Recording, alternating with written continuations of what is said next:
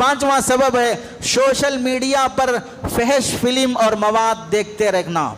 फहश videos, गंदे videos social media पर पैसा कमाने के लिए, करोड़ों रुपए कमाने के लिए, आपको ताज्जुब होगा सालाना इनकम फहश वीडियो की करोड़ों मिलियनों में जाती है। एक सुपरस्टार फिल्म की आमदनी सालाना जितनी होती है उससे 10 गुना ज्यादा फहश फिल्मों बनाने वालों को दी जाती है। किसकी कमाई है?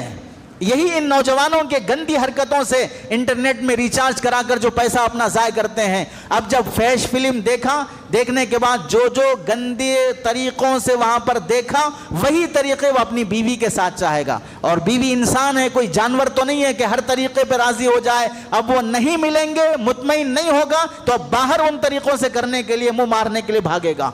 ये एक सबब है सोशल मीडिया का गलत इस्तेमाल। रात की तन्हाइयों में मोबाइल से दूर रहो, अपने सरहाने मोबाइल ना रखो।